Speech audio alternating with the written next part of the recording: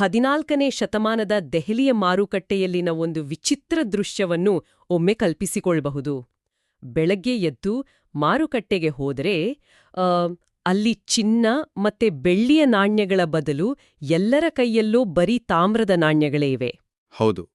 ಅಷ್ಟೇ ಅಲ್ಲ, ನಾವು ಗಮನಿಸ್ತಿದ್ದಂತೆ ಪ್ರತಿಯೊಬ್ಬರ ಮನೆಯೂ ಒಂದೊಂದು ನಾಣ್ಯ ಟಂಕಿಸುವ ಫ್ಯಾಕ್ಟರಿಯಾಗಿ ಬದಲಾಗ್ಬಿಟ್ಟಿದೆ. ಖಂಡಿತ. ಸರ್ಕಾರಿ ಖಜಾನೆಯ ಮುಂದೆ ನಕಲಿ ನಾಣ್ಯಗಳ ಗುಡ್ಡವೇ ನಿರ್ಮಾಣವಾಗಿತ್ತು ಅಂದ ದಾಖಲೆಗಳು ಹೇಳುತ್ತವೆ. ನಿಜ. ಇದರಿಂದ ಇಡೀ ದೇಶದ ಆರ್ಥಿಕತೆ ಅಕ್ಷರಶಃ ಕುಸಿದು ಬಿಟ್ಟಿತ್ತು. ಇದು ಯಾವುದೋ ಸಿನಿಮಾದ ಕಾಲ್ಪನಿಕ ಕಥೆಯಲ್ಲ, ಬದಲಾಗಿ ದೆಹಲಿ ಸುಲ್ತಾನರ ಆಳ್ವಿಕೆಯ ಕಾಲದಲ್ಲಿ ನಡೆದ ನಿಜವಾದ ಘಟನೆ. ಸರಿ, ಇದನ್ನೇ ಸ್ವಲ್ಪ ಬಿಡ್ಸಿ ನೋಡೋಣ. ನಮ್ಮ ಇಂದಿನ ಈ ಆಳವಾದ ಅಧ್ಯಯನದ ಗುರಿ 8ನೇ ಶತಮಾನದಿಂದಲೇ ಭಾರತದ ಮೇಲಾದ ವಿದೇಶಿ ಆಕ್ರಮಣಗಳ ಸ್ವರೂಪ ಹೇಗಿತ್ತು ಅಂತ ಅರ್ಥ ಮಾಡ್ಕೊಳ್ಳೋದು. ಹೌದು. ಲಭ್ಯವಿರುವ ಐತಿಹಾಸಿಕ ಮೂಲಗಳನ್ನು ಬಳಸಿ ದೆಹಲಿಯನ್ನು ಆಳಿದ ಆ 5 ಪ್ರಮುಖ ಸಂತತಿಗಳ ಏಳುಬೀಳುಗಳನ್ನು ಕುರಿತು ನಾವಿಲ್ಲಿ ಚರ್ಚಿಸಲಿದ್ದೇವೆ. ಈ ಕುಳಿತ ಕತೆಯ ಹಿಂದಿನ ರೋಚಕ ತಂತ್ರಗಾರಿಕೆಗಳನ್ನು ಬಿಡಿಸಿಡುವ ಪ್ರಯತ್ನ ನಮ್ದು ಅಲ್ವಾ? ಖಂಡಿತ. ಇಲ್ಲಿ ಅತ್ಯಂತ ಕುತೂಹಲಕಾರಿ ವಿಷಯ ಏನೆಂದರೆ ಆ ಆರಂಭಿಕ ದಾಳಿಗಳ ಸ್ವರೂಪ.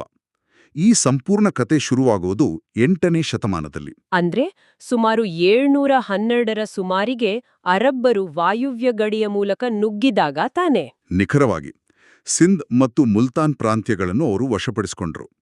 ಅವರ ಪ್ರಮುಖ ಉದ್ದೇಶ ಇಸ್ಲಾಂ ಪ್ರಸಾರ ಮತ್ತು ರಾಜ್ಯ ವಿಸ್ತರಣೆ ಆಗಿತ್ತು. ಜೊತೆಗೆ ಅಪಾರ ಸಂಪತ್ತನ್ನು ವಶಪಡಿಸಿಕೊಳ್ಳುವುದು ಕೂಡ ಅವರ ಗುರಿಯಾಗಿತ್ತು. ಆದರೆ ಇಲ್ಲಿ ಒಂದು ವಿಷಯ ನನಗೆ ಅರ್ಥವಾಗುತ್ತಿಲ್ಲ. ಅವರು ಸಿಂಧ್ ಪ್ರಾಂತ್ಯಕ್ಕೆ ಬಂದು ನೆಲೆ ನಿಂತ್ರೂ ಸರಿ, ಆದರೆ ಅವರ ಪ್ರಭಾವ ಅಷ್ಟು ಬೇಗ ಮಾಯವಾಯಿತು. ಅದೇ ತಾನೇ ನಿಮ್ಮ ಪ್ರಶ್ನೆ? ಹೌದು, ಅದೇ. ಅರಬ್ಬರ ಆಕ್ರಮಣದ ನಂತರ ಇತಿಹಾಸದಲ್ಲಿ ಸುಮಾರು 300 ವರ್ಷಗಳ ದೊಡ್ಡ ಬಿಡುವು ಕಾಣುತ್ತದಲ್ವಾ? ಅದಕ್ಕೆ ಕಾರಣವೇನು? ಅದಕ್ಕೆ ಮುಖ್ಯ ಕಾರಣ ಭೌಗೋಳಿಕ ಅಡೆತಡೆಗಳು ಮತ್ತು ಅವರದೇ ಆಂತರಿಕ ರಾಜಕೀಯ. ನೋಡಿ, ಅರಬ್ಬರು ಸಿಂಧ್ ವಶಪಡಿಸಿಕೊಂಡದ್ದು ನಿಜ, ಆದರೆ ಆ ಪ್ರದೇಶ ಬಹುತೇಕ ಮರುಭೂಮಿಯಾಗಿತ್ತು. ಅದವು ಹಾಗಾಗಿ ಸಿಂಧ್ ಕೇವಲ ಒಂದು ಗಡಿಯಂಚಿನ ಪ್ರಾಂತ್ಯವಾಗಿ ಉಳಿದುಕೊಂಡಿತೇ ವಿನಾ ಇಡೀ ಭಾರತವನ್ನು ಆಳುವ ಕೇಂದ್ರವಾಗಿಲ್ಲ. ಅರ್ಥ ಆಯಿತು. ಆ 300 ವರ್ಷಗಳ ಮೌನವನ್ನು ಮುರಿದು ಮತ್ತೆ ದಾಳಿ ಶುರು ಮಾಡಿದ್ದು ಮಹಮ್ಮದ್ ಘಜ್ನಿ ಅಲ್ವಾ? ಹೌದು. ಟರ್ಕಿ ಮೂಲದ ಅಫ್ಘಾನಿಸ್ತಾನದ ಒಂದು ಸಣ್ಣ ರಾಜ್ಯದ ಸುಲ್ತಾನನಾಗಿದ್ದ. ಮೊಹಮ್ಮದ್ ಘಜ್ನಿ. ಈತನ ದಾಳಿಗಳ ಸ್ವರೂಪ ನೋಡಿದ್ರೆ ನನಗೇನೋ ಆತ ಇಲ್ಲಿ ಸಾಮ್ರಾಜ್ಯ ಕಟ್ಟುವ ಉದ್ದೇಶದಿಂದ ಬಂದಂತೆ ಕಾಣೋದಿಲ್ಲ. ನಿಜ, ಅವನಿಗೆ ಆ ಉದ್ದೇಶ ಇರಲಿಲ್ಲ. ಯಾಕಂದ್ರೆ ಆತ ಬರೋಬ್ಬರಿ 17 ಬಾರಿ ಭಾರತದ ಮೇಲೆ ದಾಳಿ ನಡೆಸಿದ. ಅಂದ್ರೆ ಆತನ ದೃಷ್ಟಿಯಲ್ಲಿ ಇದು ಒಂದು ಸಾಮ್ರಾಜ್ಯವಾಗಿರ್ಲಿಲ್ಲ, ಬದಲಾಗಿ ಪದೇ ಪದೇ ಹಣ ತೆಗೆಯಬಹುದಾದ ಒಂದು ಬೃಹತ್ ಎಟಿಎಂ ಇದ್ದಂತೆ ಇತ್ತಲ್ವಾ? ಹೌದು, ನಿಖರವಾಗಿ ಹೇಳಿದ್ದೀರಿ. ಆತನಿಗೆ ಮಧ್ಯೇಷ್ಯಾದಲ್ಲಿ ಒಂದು ಬೃಹತ್ ಸಾಮ್ರಾಜ್ಯ ಕಟ್ಟಬೇಕೆಂಬ ಮಹದಾಸೆ ಇತ್ತು. ಆದರೆ ಅದಕ್ಕೆ ಅಗಾಧವಾದ ಸೈನ್ಯ ಮತ್ತು ಸಂಪತ್ತು ಬೇಕಿತ್ತಲ್ವಾ? ಆ ಸಂಪತ್ತಿಗಾಗಿ ಆತ ಭಾರತದ ಶ್ರೀಮಂತ ನಗರಗಳನ್ನು ಗುರಿಯಾಗಿಸಿಕೊಂಡ. ಖಂಡಿತ. ಆ ಕಾಲದಲ್ಲಿ ಮಥುರೆ ಮತ್ತು ಗುಜರಾತಿನ ಸೋಮನಾಥದಂತಹ ದೇವಾಲಯಗಳು ಕೇವಲ ಪ್ರಾರ್ಥನಾ ಮಂದಿರಗಳಾಗಿರಲಿಲ್ಲ, ಅವು ದೊಡ್ಡ ಆರ್ಥಿಕತೆಯ ಕೇಂದ್ರಗಳಾಗಿದ್ವು. ಹೌದು, ಅಪಾರ ಚಿನ್ನ ಮತ್ತೆ ಬೆಳ್ಳಿಯಲ್ಲಿ ಶೇಖರಣೆಯಾಗುತ್ತಿತ್ತು. ಅದೇ, ಆ ಸಂಪತ್ತನ್ನು ದೋಚುವುದೇ ಆತನ ಗುರಿಯಾಗಿತ್ತು. 3 ಶತಮಾನಗಳ ಬಿಡುವಿನ ಬಳಿಕ ಬಂದ ಈ ದಾಳಿಗಳು ಕೇವಲ ಲೂಟಿಗೆ ಮಾತ್ರ ಸೀಮಿತವಾಗಿದ್ದುವು. ಈ ದಾಳಿಗಳ ಬಗ್ಗೆ ಓದುವಾಗ್ಲೇ ಒಂದು ಕುತೂಹಲಕಾರಿ ವಿಷಯ ಹೊಳೆಯುತ್ತದೆ. ಶತಮಾನಗಳ ಹಿಂದೆ ಆಕ್ರಮಣಕ್ಕೆ ತುತ್ತಾಗಿ ಭಗ್ನಗೊಂಡ ಆ ಸೋಮನಾಥ ದೇವಾಲಯವನ್ನು ದೇಶಕ್ಕೆ ಸ್ವಾತಂತ್ರ್ಯ ಬಂದ ನಂತರ ಪುನರ್ನಿರ್ಮಾಣ ಮಾಡಲಾಯಿತಲ್ವಾ? ಹೌದು. ಕಥೆಯ ಮುಂದುವರಿಕೆಯಾಗಿ ನೋಡಿದ್ರೆ 1951ರಲ್ಲಿ ಅದೇ ಜಾಗದಲ್ಲಿ ಭವ್ಯವಾಗಿ ಅದನ್ನು ಕಟ್ಟಲಾಯಿತು. ನಿಜ. ಮತ್ತು ಭಾರತದ ಪ್ರಥಮ ರಾಷ್ಟ್ರಾಧ್ಯಕ್ಷರಾದ ಡಾಕ್ಟರ್ ಬಾಬು ರಾಜೇಂದ್ರ ಪ್ರಸಾದ್ ಅವರು ಅದನ್ನು ಉದ್ಘಾಟಿಸಿದ್ರು. ಇತಿಹಾಸದ ಪುಟಗಳು ಈ ರೀತಿ ಕಾಲಚಕ್ರದಲ್ಲಿ ಮತ್ತೆ ಬೆಸೆಯುವುದು ಒಂದು ಕುತೂಹಲಕಾರಿ ಸಂಗತಿ. ಖಂಡಿತ. ಆದರೆ ಘಜ್ನಿಯ ಆ ಲೂಟಿಯ ಕಾರ್ಯಾಚರಣೆಗಳ ನಂತರ ಇತಿಹಾಸವು ಮತ್ತೊಂದು ದೊಡ್ಡ ತಿರುವು ಪಡೆದುಕೊಳ್ಳುತ್ತದೆ. ಅಂದ್ರೆ ಕೇವಲ ಸಂಪತ್ತನ್ನು ದೋಚಿಕೊಂಡು ಹೋಗುತ್ತಿದ್ದ ಆಕ್ರಮಣಕಾರರು ದೆಹಲಿಯಲ್ಲೇ ನೆಲೆ ನಿಂತು ಆಡಳಿತ ನಡೆಸಲು ನಿರ್ಧರಿಸಿದ ತಿರುವು ಅಲ್ವಾ? ಹೌದು. 12ನೇ ಶತಮಾನದ ಕೊನೆಯ ಭಾಗದಲ್ಲಿ ಅದೇ ಅಫ್ಘಾನಿಸ್ತಾನದ ಕಡೆಯಿಂದ ಮತ್ತೊಬ್ಬ ಆಕ್ರಮಣಕಾರಿ ಬರ್ತಾನೆ. ಆತನೇ ಮಹಮ್ಮದ್ ಘೋರಿ. ಆದ್ರೆ ಇವನ ಲೆಕ್ಕಾಚಾರ ಸಂಪೂರ್ಣ ಭಿನ್ನವಾಗಿತ್ತಲ್ವಾ? ನಿಜ. ಇವನಿಗೆ ಕೇವಲ ಸಂಪತ್ತು ಬೇಕಿರಲಿಲ್ಲ, ಇವನಿಗೆ ಭೂಮಿಯೂ ಬೇಕಿತ್ತು. ತಾನು ಗೆದ್ದ ಪ್ರದೇಶದಲ್ಲಿಯೇ ನೆಲೆ ನಿಂತು ಸಾಮ್ರಾಜ್ಯ ಕಟ್ಟುವ ಹಂಬಲ ಆತನಿಗಿತ್ತು. ಮತ್ತು ಆ ಹಂಬಲಕ್ಕೆ ಅಡ್ಡಲಾಗಿ ನಿಂತಿದ್ದು ದೆಹಲಿಯ ರಾಜ ಪೃಥ್ವಿರಾಜ್ ಚೌಹಾಣ್. ಆ ಪ್ರಸಿದ್ಧವಾದ ತರೈನ್ ಯುದ್ಧಗಳ ಹಿನ್ನೆಲೆ ಇದೆ ತಾನೆ? ನಿಖರವಾಗಿ 1191ರಲ್ಲಿ ನಡೆದ ಮೊದಲ ತರೈನ್ ಯುದ್ಧದಲ್ಲಿ ಪೃಥ್ವಿರಾಜ್ ಚೌಹಾಣ್ ಘೋರಿಯನ್ನು ಸೋಲಿಸಿ ಅಟ್ಟುತ್ತಾನೆ. ಘೋರಿ ಆ ಸೋಲಿನಿಂದ ಸುಮ್ಮನಾಗ್ಬೇಕಿತ್ತಲ್ಲ, ಮತ್ತೆ ಯಾಕ್ ಬಂದ? ಅದೇ ಅವನ ತಂತ್ರಗಾರಿಕೆ. ಸೋಲಿನಿಂದ ಕಂಗೆಡುವ ಬದಲು ಘೋರಿ ತನ್ನ ಸೇನೆಯನ್ನು ಮತ್ತಷ್ಟು ಬಲಪಡಿಸಿದ. ಅಂದ್ರೆ ರಜಪೂತರ ಸೈನ್ಯದಲ್ಲಿ ಆನೆಗಳ ಪಾತ್ರ ದೊಡ್ಡದಿತ್ತು, ಆದ್ರೆ ಅವು ನಿಧಾನವಾಗಿ ಚಲಿಸ್ತಿದ್ವು ಅಲ್ವಾ? ಹೌದು, ಅದನ್ನೇ ಘೋರಿ ಬಂಡವಾಳ ಮಾಡಿಕೊಂಡ. ಆತ ತನ್ನ ಕುದುರೆ ಪಡೆಗಳ ವೇಗ ಮತ್ತು ಚಲನೆಯ ಮೇಲೆ ಹೆಚ್ಚು ಗಮನ ಹರಿಸಿದ. ಸರಿಯಾಗಿ ಮುಂದಿನ ವರ್ಷ ಎರಡನೇ ತರೈನ್ ಯುದ್ಧ ನಡೆಯುತ್ತೆ. ನಂದ್ರೆ 1192ರಲ್ಲಿ. ಈ ಬಾರಿ ಘೋರಿಯ ವೇಗದ ತಂತ್ರಗಾರಿಕೆ ಗೆಲ್ಲುತ್ತದೆ, ಪೃಥ್ವಿರಾಜ್ ಸೋಲುತ್ತಾನೆ. ಖಂಡಿತ. ಇದರೊಂದಿಗೆ ದೆಹಲಿಯು ಅಧಿಕೃತವಾಗಿ ಘೋರಿಯ ವಶವಾಯಿತು. ಆ 1 ವರ್ಷದ ಅಂತರದಲ್ಲಿ ತೆಗೆದುಕೊಂಡ ನಿರ್ಧಾರ ಇಡೀ ಉಪಖಂಡದ ನಕ್ಷೆಯನ್ನೇ ಬದಲಾಯಿಸಿತು. ಆದ್ರೆ ಘೋರಿ ತಾನು ಗೆದ್ದ ಈ ಬೃಹತ್ ಸಾಮ್ರಾಜ್ಯದಲ್ಲಿ ಉಳಿಲಿಲ್ಲ ಅಲ್ವಾ? ಇಲ್ಲ. ಆತ ಗೆದ್ದ ಪ್ರದೇಶಗಳನ್ನೆಲ್ಲ ತನ್ನ ಸೇನಾನಿ ಕುತುಬುದ್ದೀನ್ ಐಬಕ್ನ ಕೈಗೆ ಒಪ್ಪಿಸಿ ಹೋದ. ನಾವಿಲ್ಲಿರುವ ದಾಖಲೆಗಳನ್ನು ನೋಡಿದ್ರೆ ಒಂದು ದೊಡ್ಡ ಆಶ್ಚರ್ಯ ಎದುರಾಗುತ್ತದೆ. ಕುತುಬುದ್ದೀನ್ ಆರಂಭದಲ್ಲಿ ಒಬ್ಬ ಗುಲಾಮನಾಗಿದ್ದ? ಹೌದು. ಒಬ್ಬ ಗುಲಾಮನಿಗೆ ಇಷ್ಟೊಂದು ದೊಡ್ಡ ಸಾಮ್ರಾಜ್ಯವನ್ನು ಒಪ್ಪಿಸುವುದು ಹೇಗೆ ಸಾಧ್ಯ? ಅಂದ್ರೆ ಗುಲಾಮರು ಕೇವಲ ಕೂಲಿ ಕೆಲಸ ಮಾಡುವರಲ್ವಾ? ಇದು ನಾವು ಇತಿಹಾಸವನ್ನು ನೋಡುವ ದೃಷ್ಟಿಕೋನವನ್ನು ಬದಲಾಯಿಸಿಕೊಳ್ಳಬೇಕಾದ ಜಾಗ. ಇಂದಿನ ಕಾಲದಲ್ಲಿ ಗುಲಾಮ ಎಂಬ ಪದವನ್ನು ನಾವು ಕೇವಲ ಕಾರ್ಮಿಕರೆಂದು ಅರ್ಥೈಸಿಕೊಳ್ಳುತ್ತೇವೆ. ಹೌದು, ಹಾಗೆ ತಾನೇ ಅರ್ಥ. ಆದ್ರೆ ಆ ಕಾಲದ ಇಸ್ಲಾಮಿಕ್ ಜಗತ್ತಿನಲ್ಲಿ, ವಿಶೇಷವಾಗಿ ಟರ್ಕಿಷ್ ವ್ಯವಸ್ಥೆಯಲ್ಲಿ, ಈ ಮಾಮ್ಲುಕ್ ಅಥವಾ ಗುಲಾಮಿ ಪದ್ಧತಿಯ ಸ್ವರೂಪವೇ ಭಿನ್ನವಾಗಿತ್ತು. ಓಹೋ, ಅಂದ್ರೆ ಅವರಿಗೆ ಬೇರೆ ರೀತಿಯ ಸ್ಥಾನಮಾನ ಇತ್ತಾ? ಖಂಡಿತ. ಈ ಗುಲಾಮರನ್ನು ಎಳೆಯ ವಯಸ್ಸಿನಲ್ಲೇ ಖರೀದಿಸಿ ಅವರಿಗೆ ಅತ್ಯುತ್ತಮವಾದ ಮಿಲಿಟರಿ ತರಬೇತಿ, ರಾಜಕೀಯ ಶಿಕ್ಷಣ ಮತ್ತು ಆಡಳಿತದ ಪಾಠಗಳನ್ನು ಹೇಳಿಕೊಡ್ಲಾಗ್ತಿತ್ತು. ಅಂದ್ರೆ ಅವರು ಅಕ್ಷರಶಃ ಒಂದ್ರೀತಿಯ ಎಲೈಟ್ ಕಮಾಂಡೋಗಳಾಗಿದ್ರು, ರಾಜಕೀಯದಲ್ಲಿ ಪಳಗಿದ ಆಡಳಿತಗಾರರಾಗಿದ್ರು ಎಂದಾಯ್ತು. ನಿಖರವನ್ ಹೇಳಿದ್ದೀರಿ. ಅವರು ತಮ್ಮ ಯಜಮಾನರಿಗೆ ಅತ್ಯಂತ ನಿಷ್ಠರಾಗಿರುತ್ತಿದ್ರು.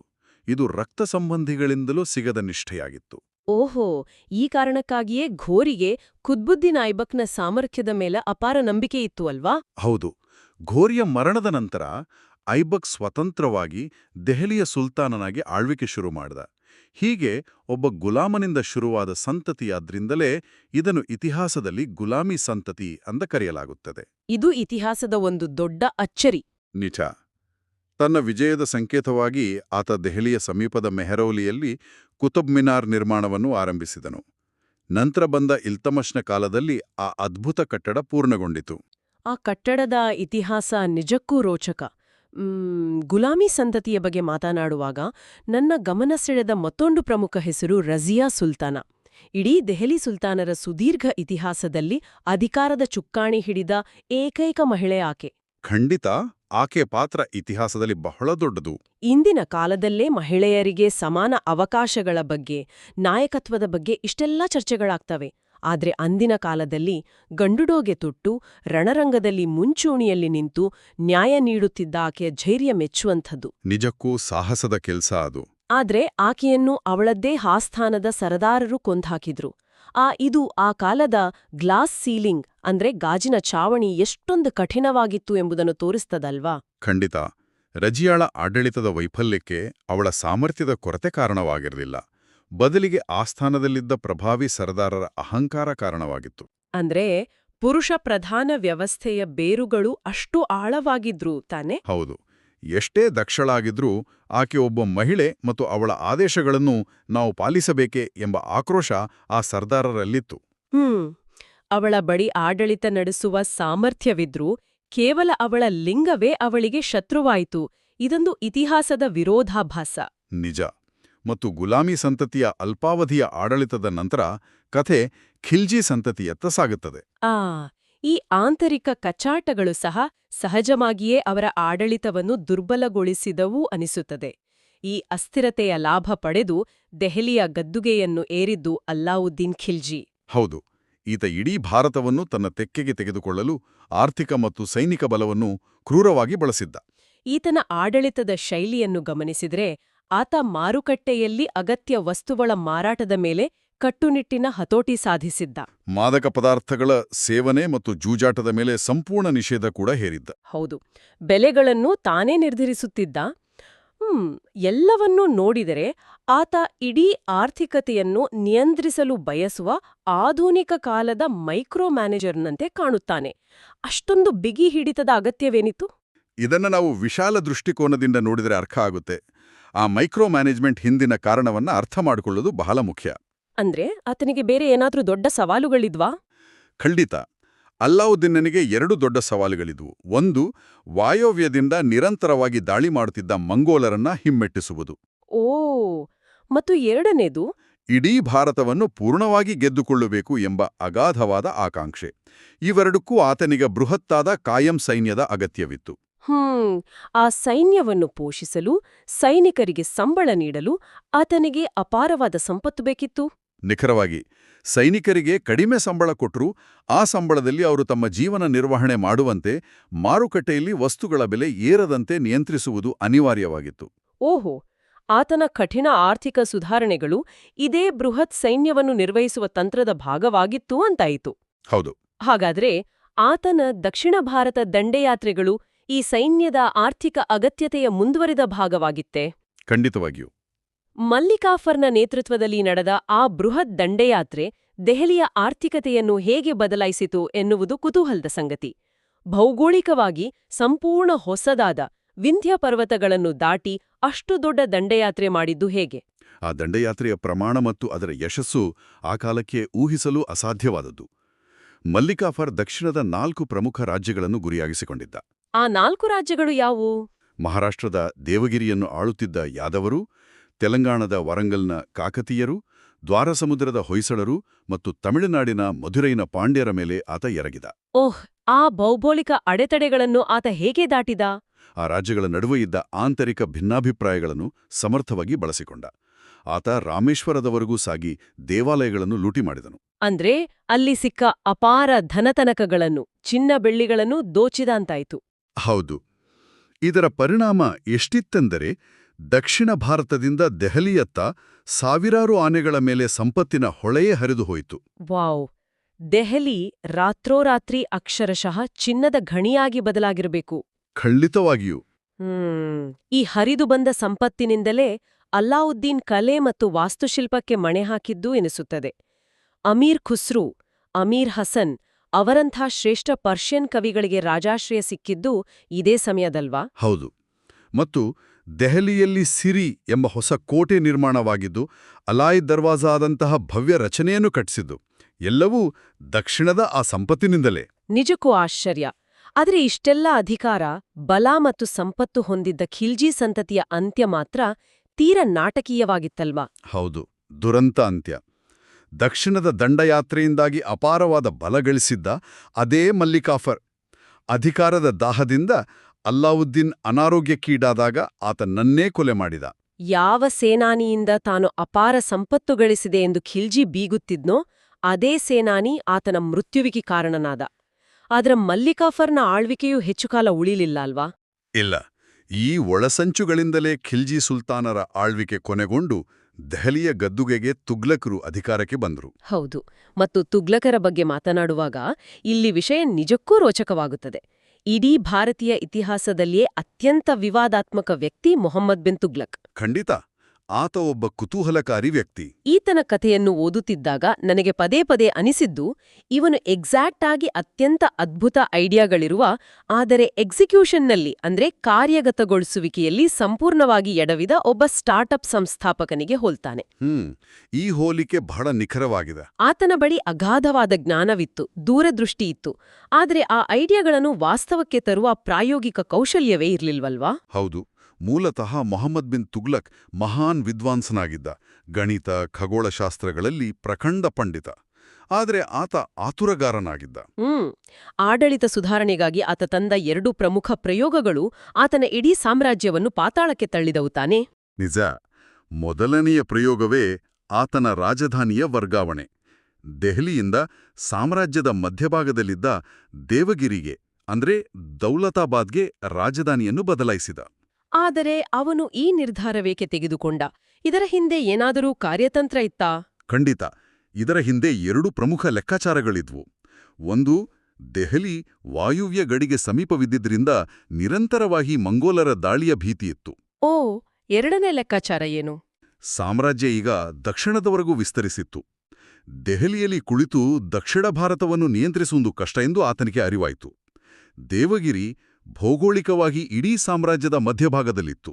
ಅಂದ್ರೆ ಅಲ್ಲಿಗೆ ರಾಜಧಾನಿ ಬದಲಿಸಿದರೆ ಆಡಳಿತ ನಡೆಸುವುದು ಸುಲಭ ಎಂಬುದು ಆತನ ಯೋಚನೆ. ತರ್ಕಬದ್ಧವಾಗಿ ನೋಡಿದರೆ ಇದು ಸರಿಯಾಗಿಯೇ ಕಾಣುತ್ತದಲ್ವಾ? ಕಾಗದದ ಮೇಲೆ ನೋಡಿದರೆ ಲೆಕ್ಕಾಚಾರ ಸರಿಯಾಗಿದೆ. ಅದೇ ವಾಸ್ತವದಲ್ಲಿ ದೆಹಲಿಯಿಂದ 700 ಮೈಲಿಗಳಷ್ಟು ದೂರವಿದ್ದ ದೇವಗಿರಿಗೆ ಆತ ಕೇವಲ ತನ್ನ ಕಚೇರಿಯನ್ನು ಬದಲಿಸಲಿಲ್ಲ. ಹೌದು, ಬದಲಾಗಿ ಇಡೀ ದೆಹಲಿಯ ಜನಸಾಮಾನ್ಯರೇ, ವೃದ್ಧರು, ಮಕ್ಕಳು, ರೋಗಿಗಳು ಎಲ್ಲರೂ ಅಲ್ಲಿಗೆ ವಲಸೆ ಹೋಗಬೇಕೆಂದು ಕಟ್ಟುನಿಟ್ಟಿನ ಆಜ್ಞೆ ಹೊರಡಿಸಿದ. ಲಾಜಿಸ್ಟಿಕ್ಸ್ ಬಗ್ಗೆ ಆತನಿಗೆ ಕನಿಷ್ಠ ಜ್ಞಾನವೂ ಇರ್ಲಿಲ್ವೇ? ಅದೇ ಅವನ ಅತಿದೊಡ್ಡ ಪ್ರಮಾದ. ಅಂದಿನ ಕಾಲದಲ್ಲಿ 700 ಮೈಲಿಗಳನ್ನು ಕಾಲ್ನಡಿಗೆಯಲ್ಲಿ ಸವೆಸುವುದು ಸಾಮಾನ್ಯ ಜನರಿಗೆ ಅಸಾಧ್ಯವಾಗಿತ್ತು. ಆ ಕಠಿಣ ಪ್ರಯಾಣದಲ್ಲಿ ಅಪಾರ ಸಾವು ನೋವುಗಳಾದವು. ಮತ್ತು ಎಲ್ಲಕ್ಕಿಂತ ದೊಡ್ಡ ದುರಂತವೆಂದರೆ ದೌಲತಾಬಾದ್ ತಲುಪಿದ ಮೇಲೆ ಆತನಿಗೆ ತನ್ನ ನಿರ್ಧಾರ ತಪ್ಪು ಎಂಬುದು ಅರಿವಾಯಿತು. ಹೌದು, ದಕ್ಷಿಣದಲ್ಲಿ ಕುಳಿತು ಉತ್ತರ ಭಾರತವನ್ನು ಮಂಗೋಲರಿಂದ ಕಾಪಾಡುವುದು ಅಸಾಧ್ಯ ಎಂದು ಅರ್ಥವಾಯಿತು. ಆಗ ಆತ ಮತ್ತೊಂದು ಆಘಾತಕಾರಿ ನಿರ್ಧಾರ ತೆಗೆದುಕೊಂಡ. ಮತ್ತೆ ದೆಹಲಿಗೆ ಮರಳುವಂತೆ ಆದೇಶ ನೀಡಿದ. ಈ ಹುಚ್ಚಾಟದಲ್ಲಿ ಬದುಕುಳಿದು ದೆಹಲಿಗೆ ಮರಳಿದವರ ಸಂಖ್ಯೆ ತೀರಾ ಕಡಿಮೆ.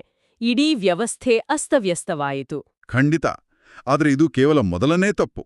ಆತನ ಎರಡನೇ ಪ್ರಯೋಗ ಮತ್ತಷ್ಟು ವಿಚಿತ್ರವಾಗಿತ್ತು. ಇದು ಆತನ ಆರ್ಥಿಕ ನೀತಿಗೆ ಸಂಬಂಧಿಸಿದ್ದು. ಬೆಳ್ಳಿ ನಾಣ್ಯಗಳ ಬದಲು ಅಷ್ಟೇ ಮುಖಬೆಲೆಯ ತಾಮ್ರದ ನಾಣ್ಯಗಳನ್ನು ಆತ ಚಲಾವಣೆಗೆ ತಂದ. ನಿಜ.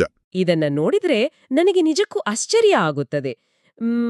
ಏಕೆಂದ್ರೆ ಕಲ್ಪನೆ ನಿಜಕ್ಕೂ ಬುದ್ಧಿವಂತಿಕೆಯದ್ದೇ ಆಗಿದೆ. ತಾಮ್ರದ ನಾಣ್ಯಗಳ ಕಲ್ಪನೆ ಇಂದಿನ ಟೋಕನ್ ಕರೆನ್ಸಿಯಂತೆ ಬುದ್ಧಿವಂತಿಕೆಯದ್ದಾಗಿದ್ರೂ ಅದು ಏಕೆ ಸಂಪೂರ್ಣವಾಗಿ ವಿಫಲವಾಯಿತು?